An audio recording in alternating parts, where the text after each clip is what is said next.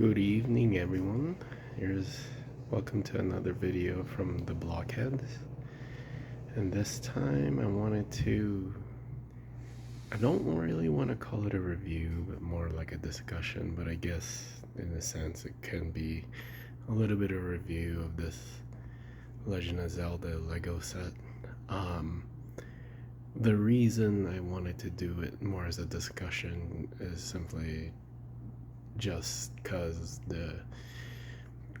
I'm just so familiar with the source material, and I felt like doing just a review on it wouldn't really do it justice. I wanted to do more so of a discussion. But anyway, so this is the manual for that, and this is actually one of those sets where it's a 2-in-1. You about around, I don't want to say halfway through, just because those leaves took a long time, but I guess halfway through the bags, you get to choose whether you want to build the Breath of the Wild or the Ocarina of Time version. And both you'd be leaving things on the table you wouldn't touch. I decided to go with Breath of the Wild for now, and you actually end up not even using bags, the last 3 bags, 21, 22, and 23. And just to go over my main reason why I decided to go with Breath of the Wild, I don't want to turn this into a game versus game discussion, but just to touch on it really quick, Ocarina of Time was actually, to me, was a far superior game. It's probably top 3 for me all time, with the original Legend of Zelda, A Link to the Past, and Ocarina of Time. But I decided to go with Breath of the Wild because of this. Just for authenticity, it wouldn't make sense to do Ocarina of Time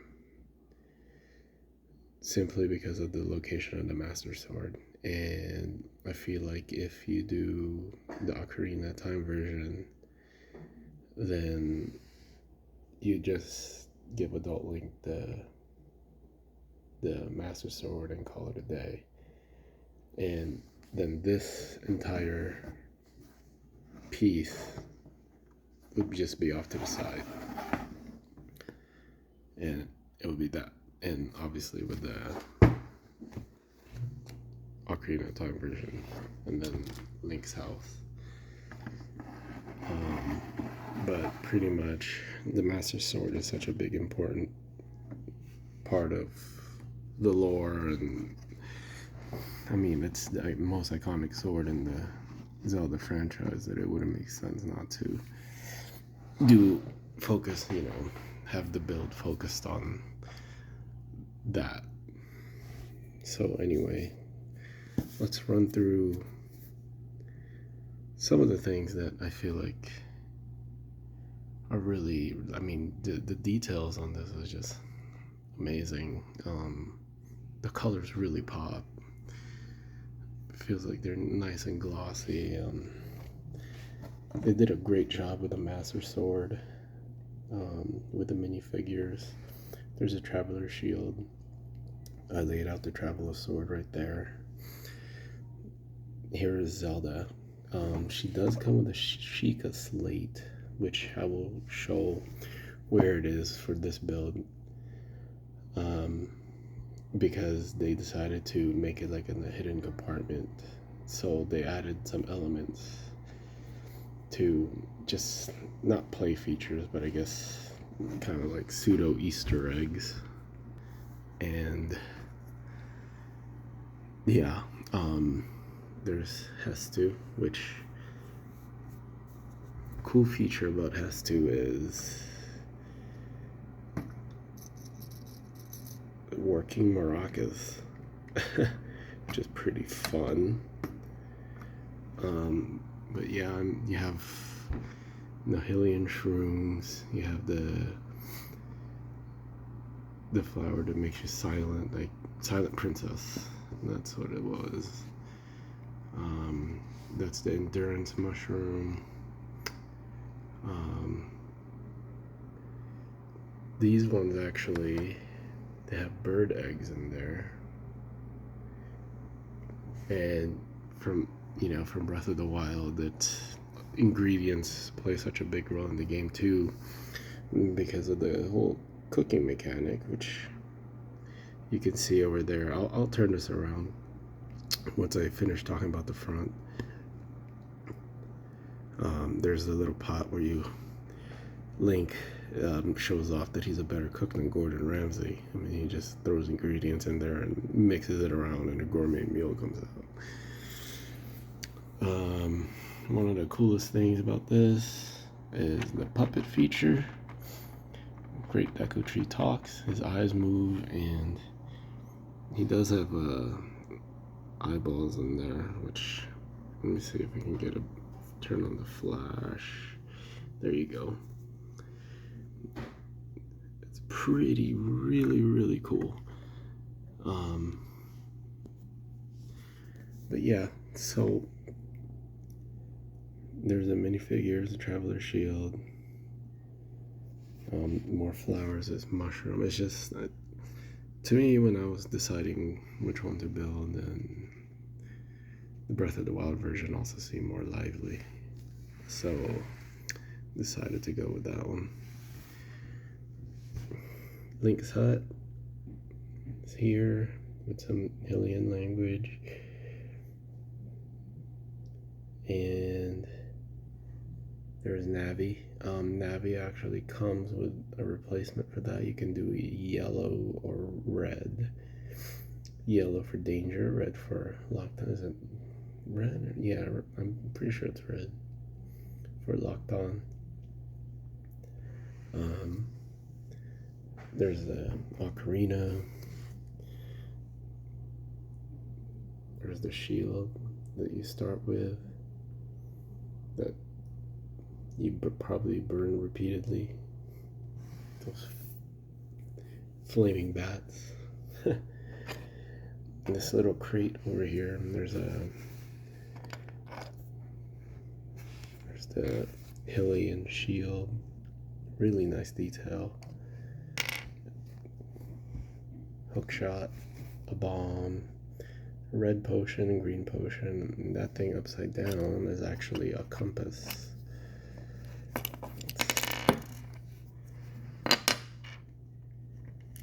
There you go. It's pretty cool. One thing to mention that is pretty cool is there's no stickers on this thing. All these are prints, which is a nice touch. I know some people were saying that it was hard to justify the $300 price, but in a way I can kind of agree, just because you leave out so many pieces, but at the same time, I mean, even if you're not using it technically, they still give you those pieces, and if you really wanted to, you can, I feel like you can kind of collaborate, or not collaborate, but mash up the two builds. You can still add the golden Skulltula, elements from Ocarina of Time, just combine it into one. I'm sure it'd be doable by someone who's a lot more skilled than I am in the art of the Lego. But yeah, just really nice details. I mean, kind of deviated away from the box art and the directions here. Just, you can kind of make your Deku tree look however you want to, right? The way you move around the leaves and stuff. Anyway, let's go around to the back. Oh, before I forget, also there's a lot of hearts here. I mean, there's a little Korok right there, which if you play Breath of the Wild, I'm sure you had fun hunting all those. Which, just to, just how much I love the franchise. I don't like doing fetch quests, the first side quest, but knowing that that was the only way for you to get the iconic green tunic, I ended up hunting all of those guys. And let's flip around to the back. And here's the back. There's another Korok there, an apple, another fairy who's technically not Navi, because Navi doesn't exist in the Breath of the Wild. Apple and blue leaves. And here's the pot where you do all the cooking. There's a red stud there to emulate the fire. And makeshift bed. And this one is an iron shroom. Another Korok down here. And this here is the mechanic to make him talk. But yeah, do I think the price is worth it? I'd say, I guess it depends on how much you like the source material. If you're just looking for a build, you might not appreciate leaving so many of the bags out, regardless of which one you choose.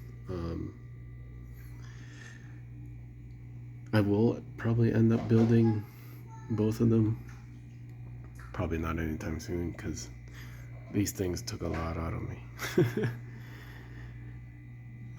My wife was actually laughing at me because she said I looked like I was about to cry. It got a little tedious in doing all the colors and whatnot. But other than that, I did enjoy building this. Oh, and let us open this up here. 1 second. So yeah, my wife is here now crashing this video. She just wanted to mention how he almost cried because all the little leaf and the flowers and all that. Like it was, I guess I didn't help him with this build because I knew he really wanted it, and I know he really loves Zelda, and I mean it looks beautiful, but so I let him do it by himself, and yeah, he was crying. He was done, pretty much. I asked him to do the other one. Of course, he's not gonna do it. No, of course not. So there's the Sheikah slate that goes with Zelda. I don't know why they decided to put it there, and to the lore, as far as I remember, that doesn't really make sense. But I get it. It's just, the Ocarina of Time I saw has like a falling Skulltula here, which is a big reference to the first dungeon that, you do in Ocarina of Time, which is going inside Great Deku Tree. And I believe that part is closed in the Ocarina of Time for this build. So it actually has that feature where you're opening it up, kind of like how you do it in the original game. And then they also decided to add the runes, which they're both the same thing. They're both the bomb rune for the Sheikah slate, and also wouldn't make sense because they're not really items. You produce them out of the Sheikah slate, but I mean, can't really complain other than that. Do I have any gripes? I mean, yeah, it would have been. I think, in my opinion, this set was made with Breath of the Wild in mind. To be honest, I just feel like they did Breath of the Wild, and then they decided that maybe there's a way for us to incorporate Ocarina of Time, but I do feel like they if you do the Ocarina of Time build, I still think you'd be happy with it just because there's other features you would enjoy as young Link, but then adult Link becomes an afterthought because he wouldn't really fit in the scope of this build. as you know, because of where the Master Sword is, and the Great Deku Tree withers away after you travel in time, so he wouldn't even. There's not really an interaction there. Spoilers. And this guy gets replaced by a different person, which I'll save that.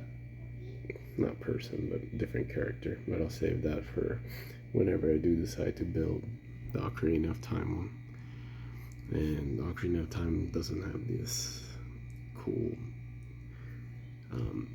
details. But yeah, overall, I am pretty happy. I'm just really happy to have a build where I love the franchise so much. Like I said, Ocarina of Time is top 3 for me, and am I a little disappointed in that regard that it didn't get more love? Yes, in a way, but overall, I still love this set. If you're a fan, this is it'll blow you out of the water. If you're just a Lego fan, not really, don't really know or appreciate the Legend of Zelda franchise, then it'll be there'll be some parts where you'll be like, okay, this is pretty simple, and then, but I mean, so there are some cool things you do here in the build. This thing, making the route.